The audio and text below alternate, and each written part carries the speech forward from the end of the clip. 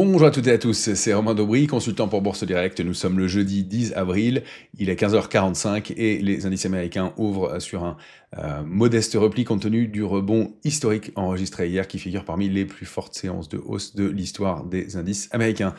Merci à toutes et à tous pour vos likes et vos retweets. Pensez à vous abonner à nos comptes respectifs sur Twitter, à la chaîne Bourse Direct YouTube, à activer les notifications si vous voulez être prévenu des vidéos. Et merci d'être de plus en plus nombreux à liker et à partager ce contenu et de penser à le faire systématiquement. C'est super. Vous savez que ça permet de le valoriser. Alors une fin de semaine bien qui est un peu un moment où on pourrait dire que la poussière retombe après des périodes de volatilité importantes. Un contre-pied bien lié à un effet d'annonce. On ne discutera pas ici du contexte, même si on a appris après ce rebond tonitruant sur les indices américains que certaines positions d'options haussières avaient été ouvertes sur les indices S&P, notamment quelques heures avant l'annonce de cette suspension des tarifs pour 90 jours de la part de Donald Trump. Encore des mouvements de marché qui sont assez brutaux, un mouvement très brutal qui est quand même lié aussi à un phénomène de contre-pied important. On pouvait le constater hier à la lecture de la position ouverte sur les options. Il y avait un ratio put-call qui était hyper pessimiste avec très peu d'options d'achat, quasiment plus un acheteur sur les indices européens. Et donc, eh bien, encore une fois, un effet d'annonce dans ce contexte-là suffit. Les vendeurs ont été évidemment pris à contre-pied. Le marché il y a eu des rachats de short et c'est un peu ce qui ressort de ce mouvement puisque on voit que la position ouverte sur les futurs S&P a diminué au cours de ce mouvement de hausse gigantesque. Alors il y a eu des intérêts acheteurs probablement aussi, mais au final il y a une petite baisse d'intérêt de 1,5%, mais on n'a pas connu un mouvement de regain d'intérêt hyper puissant. Alors c'est plus difficile à analyser sur les indices européens qui étaient clos au moment de l'annonce, mais ce qu'on peut en dire, c'est qu'on avait un ratio put-call qui en effet était sur l'Europe extrêmement négatif, s'est tassé un peu hier, mais pour la journée du 8, donc mardi 8, on avait un ratio put-call sur l'indice CAC 40 qui était historiquement élevé, avec quasiment plus une option d'achat. Sur l'Eurostoxx, c'était moins flagrant, mais on était quand même très prudent. Un ratio put-call qui était de l'ordre de 5 options de vente pour une option d'achat sur l'Eurostoxx autour de la monnaie. Selon ma méthode de calcul, encore une fois, ce n'est pas le ratio put-call général, ce n'est pas l'ensemble des positions de vente sur l'ensemble des positions d'achat, mais celles qui sont autour de la monnaie, celles qui, à mon sens, sont significatives. Toujours est-il que ce phénomène a produit évidemment un gros contre-pied, d'autant plus qu'il y avait un petit renforcement de la pression baissière sur l'Eurostoxx au cours de la séance, donc le mouvement est d'autant plus violent. Des effets d'annonce, mais on peut se poser la question de savoir si elles vont rassurer les gros acteurs du marché, les grosses mains du marché. En faisant le tour des valeurs, on va en avoir quelques-unes, des grosses capitalisations. On n'a pas de structure de retournement dans l'immédiat et on peut se poser la question de points d'entrée d'acteurs forts dans ce contexte. On va regarder tout ça en détail.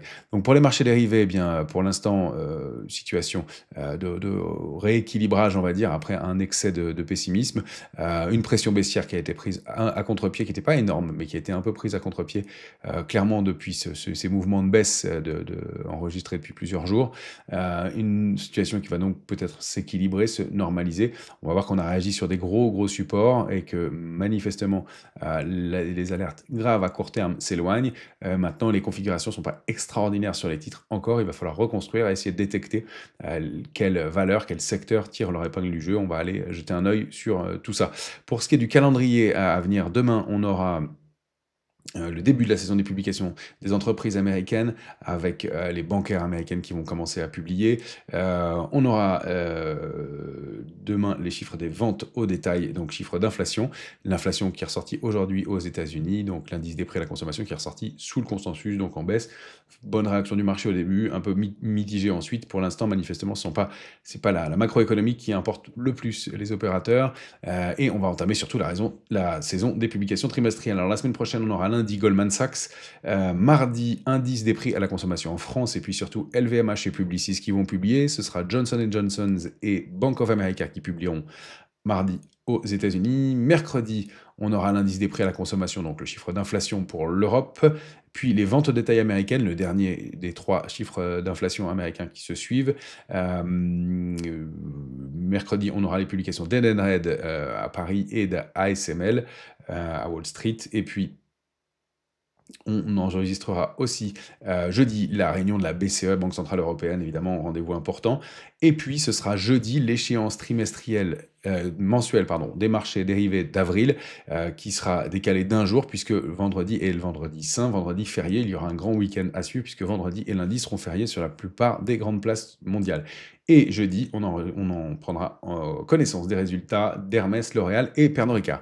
Donc une semaine qui va être dense la semaine prochaine, dans un contexte bien à mon sens, on va laisser un peu retomber la poussière. Il faut bien regarder un peu comment s'installent les choses. Et pour l'instant, effectivement, beaucoup de volatilité, beaucoup de stress, des détentes, à mon sens, à avoir un petit peu après ces gros mouvements de contre-pied et cet excès de pessimisme ponctuel. Mais encore une fois, on n'a pas eu de figure de retournement et on voit que eh bien, les mouvements brutaux sont retracés doucement pour l'instant, mais dans des proportions qui sont quand même assez significatives. On va, à mon sens, revenir un peu à la moyenne sur les indices, peut-être pas beaucoup de momentum encore sur les indices, mais des choses à faire, à regarder sur quelques titres. Mon idée, et on va aller le voir aussi, c'est que c'est peut-être du côté des small limit caps que ça va enfin se décanter dans les jours, dans les semaines qui viennent. On reste quand même assez prudent observateur et on va aller chercher des configurations qui sont le plus propres possible pour intervenir. Alors on va tout de suite aller voir, comme d'habitude, notre graphique du S&P et en mensuel pour commencer, bien le niveau clé, hein, de 4980 qu'on a martelé, répété régulièrement, a tenu. On est allé chercher la borne basse du canal haussier de long terme. Active depuis 2020. Alors, oui, alors je l'ai réajusté un petit peu aujourd'hui en fonction du niveau. Je l'avais mis un peu différemment. Maintenant, le point bas, eh bien, enregistré cette semaine sur les indices américains, 4835, devient la référence, à mon sens, pour la borne basse du canal. Elle fonctionne encore très bien.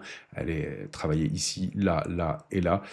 Donc, une ligne de tendance haussière qui a été largement préservée et une réactivation haussière forte. Reste qu'on a eu, et il faut le rappeler, un mouvement et une annonce qui s'est faite, et c'est ce sur quoi je voulais insister, dans le cadre d'une phase de distribution qu'on a largement évoquée ensemble, mais ce qui veut dire que les annonces et l'annonce de l'élection de Donald Trump n'étaient pas connues au moment de cette séquence de retournement de tendance, hein, qui a commencé, à mon sens, avant l'élection, et qui s'est bien matérialisée et poursuivie ensuite.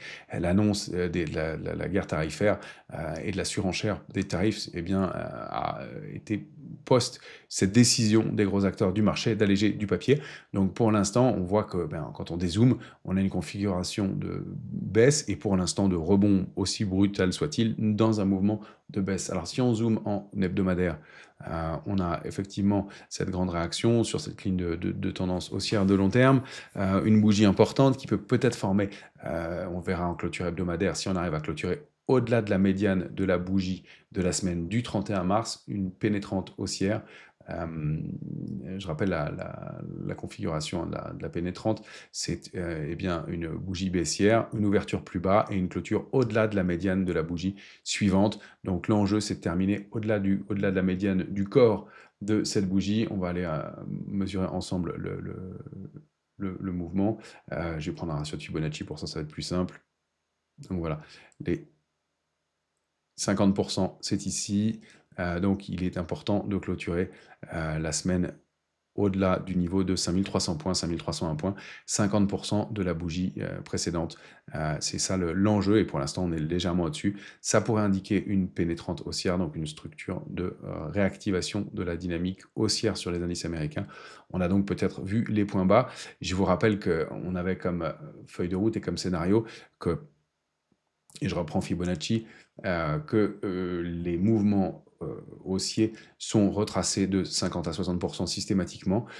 Si on prend la séquence haussière d'octobre 2022 à janvier 2024, eh bien, les 50% de retracement, c'était 4800 points et quelques. On est allé juste au-delà de cette zone. Donc, on peut considérer que peut-être le point bas a été fait pour l'instant, ce qui ne veut pas dire pour autant qu'il faut payer peut-être immédiatement ces niveaux-là, mais qu'on a bien respecté les niveaux et qu'on est allé chercher ce point bas, cette ligne de tendance haussière, et que la zone 4508, 4802 qu'on visait était testé et préservé manifestement.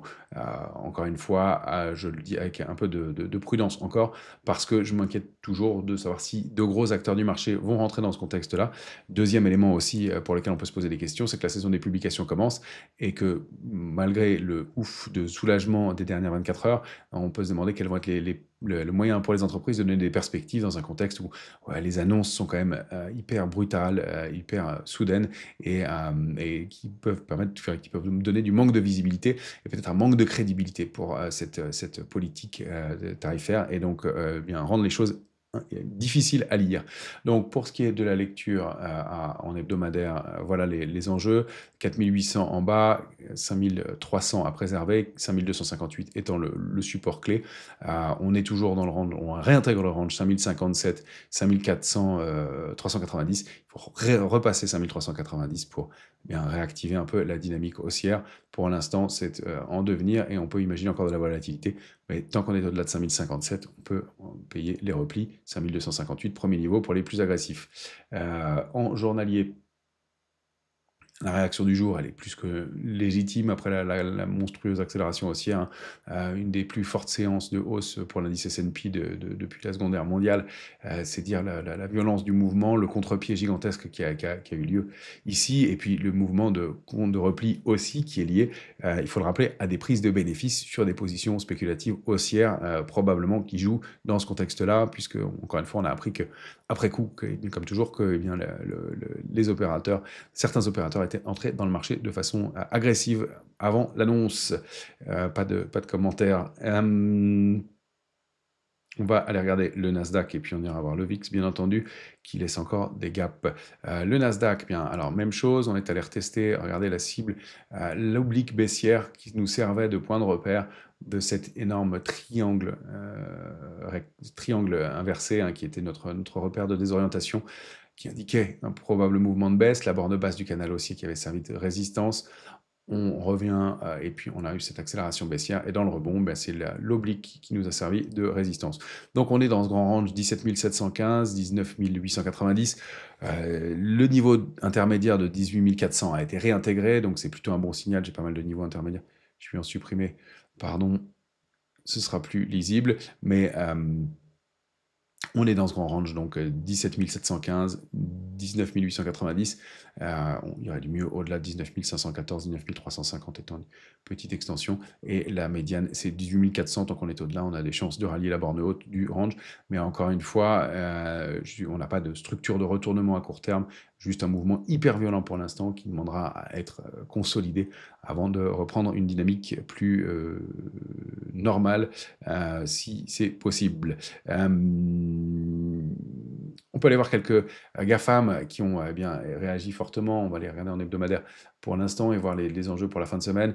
On avait donc des signaux importants de baisse. Alphabet qui est peut-être en train de former un avalement haussier finalement, après avoir rompu la borne haute de son canal haussier de long terme et qui préserve ce niveau de 147,5. Ça, c'est vraiment un signal important pour le titre, hein, parce qu'après, les supports sont lointains et la structure de retournement pouvait être bien plus importante. Donc, une surperformance par rapport au reste du secteur pour Alphabet, qui se comporte un peu mieux.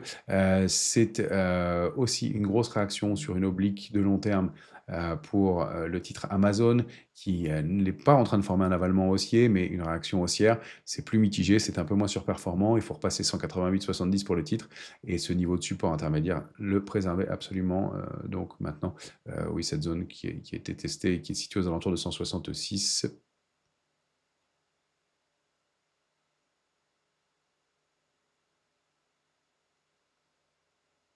170, 90.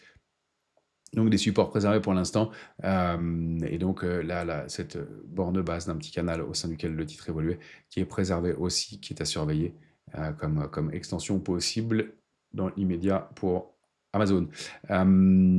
Parmi eh bien, les réactions importantes, on a Nvidia aussi. Alors Nvidia qui est aussi peut-être en train de former un avalement haussier. On n'est pas allé chercher la borne basse du range 106,30, 75 et 72,60. Les extensions possibles, vous voyez que je me préparais au pire compte tenu de la configuration du marché. Donc un pessimisme dont je faisais partie et pour lequel je fais mon mea culpa. Je m'inquiétais peut-être manifestement trop et en tout cas, on est peut-être en phase de former aussi un avalement haussier en hebdomadaire. La bougie de la semaine étant peut-être en train d'englober celle de la semaine précédente et de mettre un terme à cette séquence baissière pour l'instant sur Nvidia. Et réintégration aussi de cette ligne de tendance.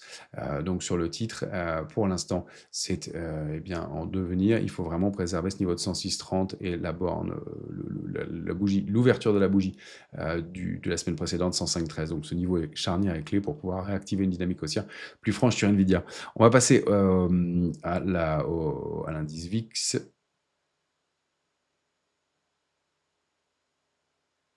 Le VIX, il a laissé, eh bien, après ce pic de volatilité, on a atteint plus de 58. Il a retracé évidemment très nettement. On voit qu'en journalier, on a laissé, on a comblé très rapidement le gap de jeudi dernier. On a toujours ouvert ce petit gap laissé ouvert le vendredi 4 avril et celui du jeudi 3 avril. Donc pour l'instant, on est toujours en zone de panique en termes de volatilité, même si les choses se détendent. Il va falloir que la volatilité retrace et donc on le sait, des gaps ouverts et que sur la volatilité, les gaps sont toujours comblés. Donc on a encore un potentiel important, à mon sens, de repli de la volatilité. Il faudra donc repasser ces niveaux 34,49, 30,92 pour aller combler ce gap-là et puis 28 pour repasser uniquement en zone d'alerte, si je puis dire. On a toujours un niveau de stress qui est relativement important dans le marché et qui, eh bien, compte tenu des pics atteints, ne va pas être gommé instantanément, mais manifestement qui prend le chemin d'une petite détente quand même. On a quand même retesté 39 en volatilité en ce début de journée, malgré le rebond de la veille. On va aller voir nos indices européens. On va commencer par le DAX. Eh bien, une volatilité énorme. On a comblé tous les gaps qu'on avait laissés ouverts récemment sur le DAX, donc depuis le mois de janvier. 1, 2, 3, 4 et le cinquième, on l'avait déjà enlevé. Donc, un rebond évidemment marqué aussi, un contre-pied assez fort, une volatilité importante. Pour l'instant, eh bien, l'enjeu, c'est de préserver ce niveau. On va dézoomer en hebdomadaire de 20 905, les niveaux d'alerte ayant été enfoncés. Encore une fois, pour reconstruire, on n'a pas de structure de retournement dans l'immédiat. On voit juste qu'on est en train de revenir sur les points bas de la semaine dernière et on a du mal à maintenir et à préserver ce niveau de 20 905 pour au moins neutraliser la tendance baissière. Franchement, alors encore une fois, compte tenu du contre-pied gigantesque de la semaine, avec 15% de plage de fluctuation sur l'indice DAX. Mais en tout cas, on a aussi été tester cette ligne de tendance haussière de long terme qui est active depuis 2022, testé ici, là, là et là, et eh bien, on l'a testé cette semaine et bien rebondi dessus. Donc peut-être pour l'instant, encore une fois, du mieux et une réaction voilà, qui eh bien, nécessite de déborder 20 905 pour activer quelque chose, préserver 19 910. On est entre deux eaux encore. On va voir comment les choses se reconstruisent, mais encore une fois, après des mouvements aussi brutaux et de tels contre-pieds, il est normal que le marché reprenne un peu ses esprits et que les opérateurs attendent un peu avant de prendre des initiatives. Sur l'Eurostoxx, je vais enlever les quelques niveaux intermédiaires. On a une bougie qui témoigne bien en hebdomadaire du niveau de contre-pied du marché. Voilà, quelques traits en moins. On a été testé et préservé à 4678. On a été chercher cette zone qui était quand même une zone clé, une zone charnière, hein, au-delà de laquelle on n'avait jamais rompu depuis qu'on l'avait débordé en janvier 2024. Donc un niveau testé, mais jamais enfoncé en hebdomadaire. Et la réaction était importante. Reste qu'on est toujours sous ce niveau clé de 4914 points. C'est ce niveau-là qu'il faudra intégrer pour repartir à la hausse. Attention, si on vient à enfoncer 4782, on part vers le bas du range. On est entre deux eaux, encore une fois, pas grand-chose à dire du côté des indices qui sont eh bien, voilà, en réaction après un mouvement hyper brutal, hyper violent. Sur l'indice CAC 40, bien, la structure de retournement baissière de long terme est remise en jeu pour l'instant, en cause, si on peut dire. On va se mettre en mensuel, on la voit aussi. Très bien. voilà l'enjeu, hein, le risque sous ce niveau de 7216, cette oblique qu'on avait bien identifié, eh bien, c'était d'accélérer plus bas, 6784, on y est allé, mais les extensions suivantes, 6468, et puis surtout la zone cible autour des 6000 points, qui pour l'instant, dont on s'éloigne. Alors ça ressemble peu probablement à un pullback. Je rappelle, hein, que le pullback, c'est le principe de rompre une figure par le bas pour rebondir ensuite contre la ligne de coup de la figure et de la valider pour repartir à la baisse ensuite. Dans le cas du pullback, throwback, c'est l'inverse. Eh bien, en l'occurrence, le mouvement a été d'une telle ampleur que ça ressemble difficilement à un throwback de remonter autant pour repartir ensuite à la baisse. Mais rien n'est fait. On a des proportions qui permettent de mettre en doute la possibilité que ce soit juste un throwback. Mais dans ce cas-là, en tout cas, le risque baissier persisterait. Donc tant qu'on est sous 7216, on voit qu'on est encore en dessous pour l'instant au cours de la séance, même si on l'a débordé ponctuellement en futur et ce matin. On n'est pas réinstallé au-dessus, donc c'est vraiment, en zoomant en hebdomadaire, le niveau pivot, le niveau charnière. On le retrouve parfaitement sur le futur. Là, c'est plutôt 7242, on va le voir en 14 heures. Voilà, tous mes points se recoupent ici. Alerte de long terme, oblique, même l'équivalente que celle de l'indice CAC 40 cash. Plus beaucoup de support en dessous. On avait 7936, on a retrouvé probablement un intermédiaire ici à 6815, et après c'est 6610. Pour l'instant, on a du mal à réintégrer ce niveau, donc c'est pas acquis. Il faut repasser sur plusieurs clôtures au-delà de ce niveau pour invalider la tendance baissière et repasser 7401, 7538 et reprendre un trend plus haussier qui est bien lointain maintenant à mon sens. Donc encore une fois, il va falloir peut-être reconstruire. Alors, est-ce qu'on va faire une tasse séance ou est-ce qu'on va repartir à la baisse et aller chercher nos cibles? Eh bien, c'est tout l'enjeu des jours à venir.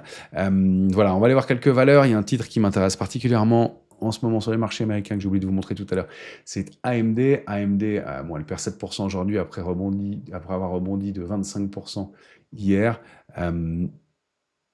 Vous vous souvenez de ce titre qu'on avait commenté plusieurs fois ensemble, rupture d'un triangle symétrique par le bas.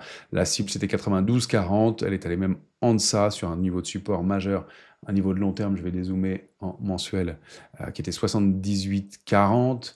On a été tester ce gros support et réagi, et on est peut-être aussi en train de former une configuration haussière de long terme et de retournement. On est même allé chercher la borne haute du canal baissier, donc 98,60 à déborder pour activer franchement la dynamique haussière, mais pour l'instant du mieux, dans des volumes importants, une réaction qui me semble intéressante, et donc cette réaction forte, voilà. On va revenir sur nos indices européens, sur notre indice CAC 40. Allez regarder quelques grosses configurations. Il y a Airbus qui nous servait de benchmark dans ce mouvement. Possible double bottom, hein, avec ce point haut et buté 2 fois contre cette résistance à 169,04. Retracement brutal pour aller chercher la borne basse du range à 126,70. On a préservé ce niveau, on a réagi fortement, mais quand on regarde le titre en journalier, la réaction est forte et le titre prend toujours 5%, mais regardez, on ouvre point haut en hausse de 12% et on ne prend plus que 5%. Donc attention quand même à cette configuration un peu lourde globalement. Ça fait partie des titres et qui pourraient, à mon avis, pâtir de ce contexte. Et donc le risque, hein, je rappelle, sous 126,70, c'est d'aller plus bas à 84,10, donc des mouvements de retracement importants en cas de validation de ce double sommet qui ne l'a pas été, dont les niveaux ont été préservés. 135,10 premier niveau d'alerte, et il faut repasser ce niveau de 142, 146 et 150 pour réactiver la dynamique haussière. Franchement, encore une fois, on n'a pas de figure de retournement haussière sur le titre. Un autre titre qui n'est pas allé chercher sa cible baissière, je commence par les mauvaises nouvelles, on va aller voir les configurations qui sont peut-être plus favorables ensuite. Bureau Veritas, hein, qui avait rompu ce range 27,66, 30,80 par le bas, dont la cible idéale se situe entre ce support à 23,68 et l'extension à 23,50. Le titre est toujours en indécision, on voit cette bougie d'indécision en hebdomadaire, et on a eu beau rebondir un peu à l'ouverture. Encore une fois, on préserve 25,62, la médiane du range, mais on est du bon côté, mais on n'a pas été chercher parfaitement la cible en bas, et encore une fois, pas de figure de retournement, des bougies d'indécision fortes, et un gap haussier qui avait été ouvert et qui a été comblé en séance, donc ce n'est plus un gap de rupture manifestement. En tout cas, le mouvement est moins fort qu'il n'y paraissait à l'ouverture, dans un contexte d'incertitude, encore une fois, qui pourrait perdurer un peu, même si on y voit du mieux. Un titre qui se comporte un petit peu mieux, peut-être une recovery qu'on a évoquée plusieurs fois. Alors, est-ce que ce sera enfin le cas? C'est Worldline. Worldline qui réagit quand même toujours sur ce niveau de support de très long terme de 5,62, une petite bougie d'indécision, mais on réintègre toujours le niveau. Elle rebaisse moins que les autres titres à Paris, même si c'est pas gagné. Donc il faut vraiment rester au-delà, réintégrer ce niveau pour déborder l'oblique baissière qui est située à 7,12 et réactiver une tendance haussière. C'est un peu limite, un peu mitigé, mais ça fait partie des titres qui sont légèrement plus forts depuis quelques heures. Je voulais vous montrer Sanofi, que je ne vous montre pas souvent, mais parce que c'est un cas d'école graphique. Sanofi, depuis 2020, elle évolue au sein d'un canal haussier de façon très propre, qu'elle a testé une fois, deux fois, trois fois, quatre fois en bas, et elle est venue se réappuyer dessus, ce niveau de 85-95 cette semaine. Elle le préserve pour l'instant. Encore une fois, l'enjeu, c'est de réactiver une dynamique haussière et de repartir à la hausse, parce que sinon, elle rompt cette tendance haussière qui était en place et active depuis 2020. Donc, encore une fois, des raisons d'être un peu prudent et un peu inquiet dans ce marché qui sont peut-être en train de s'éloigner compte tenu de cette pause tarifaire. Un titre qui surperforme depuis quelque temps aussi, qui baisse moins que le reste du marché, toute cette grande bougie d'indécision en mensuel, c'est L'Oréal qui rebondit, 3,90. Alors, si on regarde à court terme en journalier, le rebond n'est pas tonitruant non plus. On reste quand même au-delà du cours d'ouverture pour le titre. Et donc une petite réaction, mais un potentiel qui peut être intéressant au débordement de 352,70 confirmé, 364,60. Donc une des valeurs qui surperforme un peu au sein de l'indice parisien pour l'instant. Chercher des configurations favorables, positives, c'est pas évident encore compte tenu du mouvement de baisse au sein duquel on s'est inscrit. Edenred, que je vais vous remontrer en mensuel, est peut-être bien en train d'invalider sa tendance baissière. En tout cas, elle préserve ce niveau de 28,15 pour la troisième fois. Peut-être un marteau formé en mensuel, il est tôt pour le dire, mais en tout cas, aussi ici, peut-être une pénétrante haussière. On ouvre plus bas que la bougie de la semaine précédente et tente en tout cas de déborder la médiane. Ça fait partie des titres qui rebaissent moins que les autres sur l'indice parisien. Dans ce rebond, on voit cette bougie d'indécision, ce gap haussier qui reste là pour l'instant ouvert. Cette bougie d'indécision, c'est peut-être une recovery pour Edenred après une longue sous-performance. Et donc l'enjeu et l'idée, c'est de sortir de ce range 28, 15, 34, 85 pour activer une dynamique haussière et dupliquer le range par le haut.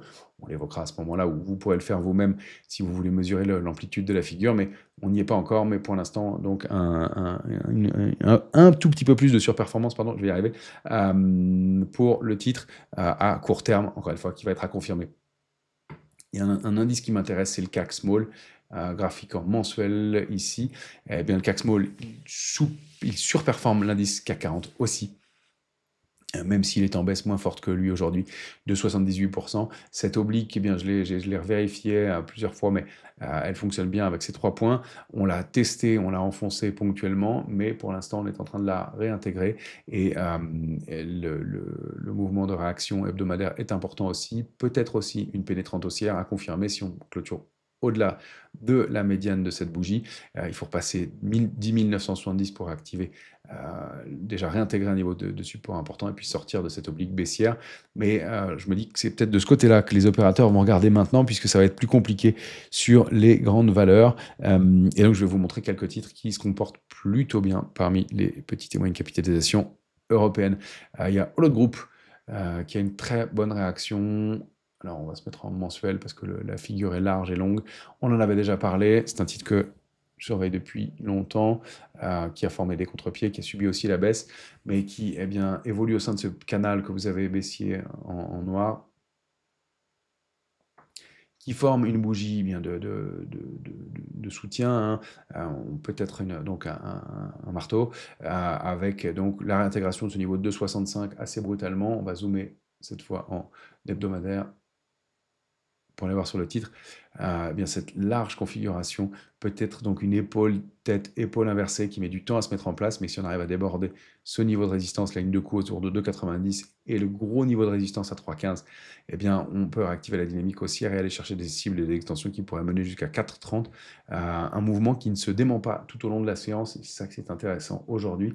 Malgré les replis sur certains titres, on voit là en journalier que le titre a ouvert en gap, ne l'a pas comblé et reste pour l'instant sur les plus hauts, avec des volumes qui sont en hausse en plus et des volumes d'accumulation des jours précédents dans ces bougies vertes, donc qui sont à surveiller, et le titre n'est pas allé chercher la borne basse du canal non plus, donc petite surperformance pour Olot. Un titre qui m'intéresse aussi à moyen long terme, c'est Nexans. Surperformance aussi pour le titre récente. On a un titre qui évolue au sein d'un canal baissier très propre depuis des mois maintenant, hein, depuis le mois d'octobre dernier. On a rebondi sur la borne basse du canal baissier à 74,07. On réintègre ce niveau de 82,10. Alors, de la volatilité toujours, des contre-pieds évidemment, mais peut-être un petit peu de mieux à court terme. Alors, pour les titres qui bien forment une surperformance dans la séance, ben, on voit qu'on a ouvert point haut et pour l'instant, on est en train de retracer assez nettement. Donc, ça, c'est pas un très bon signal, mais on a un canal qui est très propre avec cette médiane du canal qui est bien identifié. Et donc pour l'instant, on s'articule autour, peut-être une construction, mais une construction en devenir, mais qui est assez propre graphiquement, et un titre qui bien surperforme légèrement aussi l'indice parisien. La surperformance, hein, je rappelle que je la mesure avec l'indicateur de force relative que vous avez sur le graphique, qui permet de voir eh bien, comment le titre se comporte par rapport à un indice de référence. Bon, pour moi, j'ai pris bien sûr le CAC 40, mais pour l'instant, c'est un petit peu mieux, donc c'est un peu ce que je recherche pour l'instant, en dehors de configuration, dans ce marché qui est assez compliqué.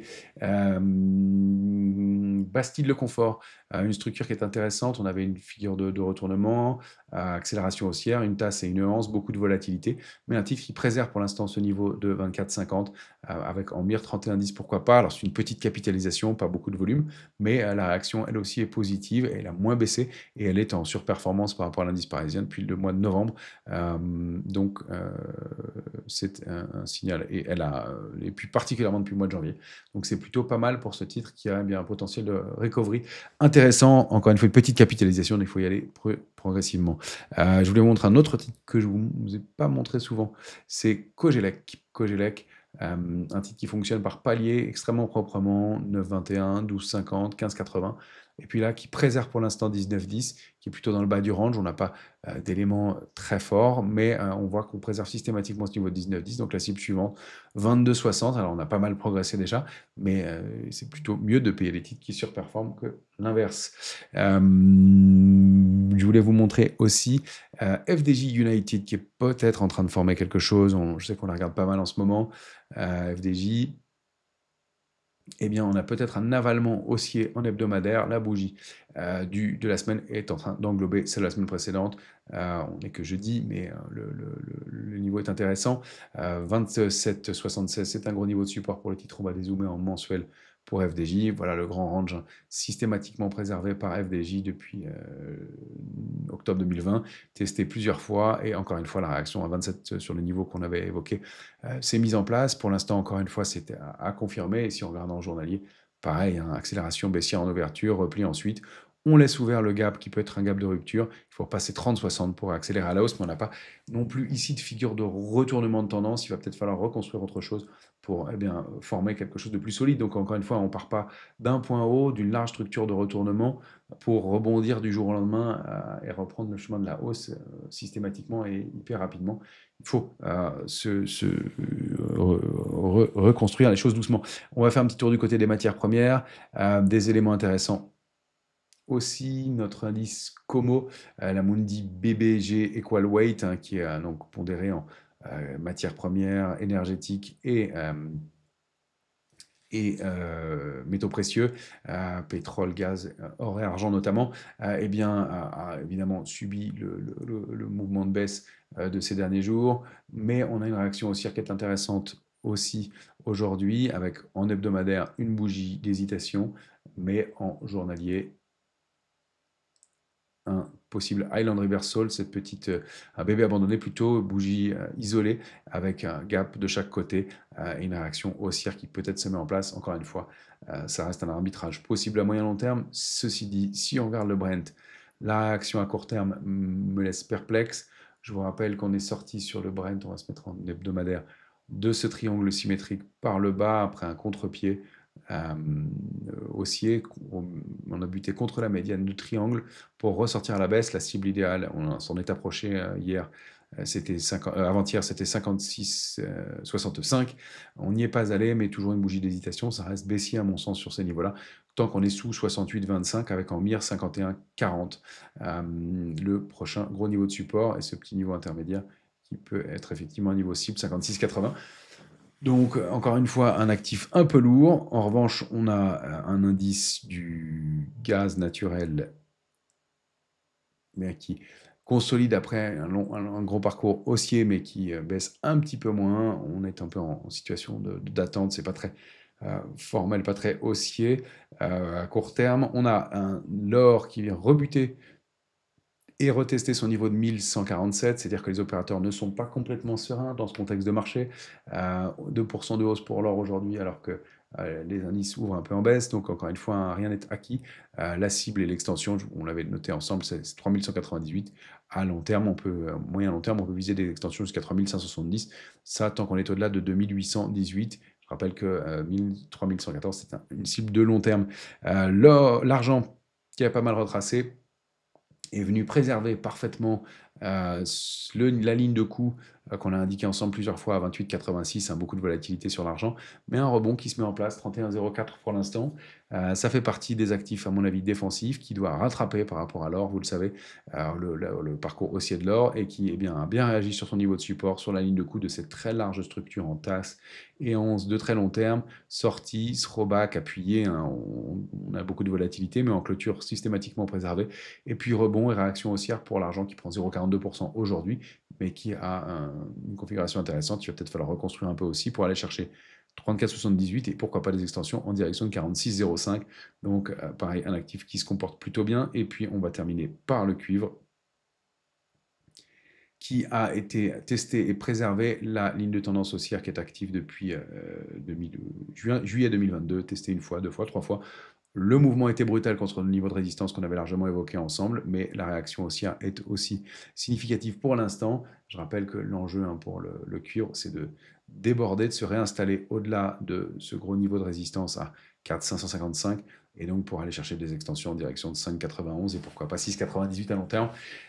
Un des métaux de la transition énergétique comme l'argent, et donc un actif qui peut être intéressant pour la suite.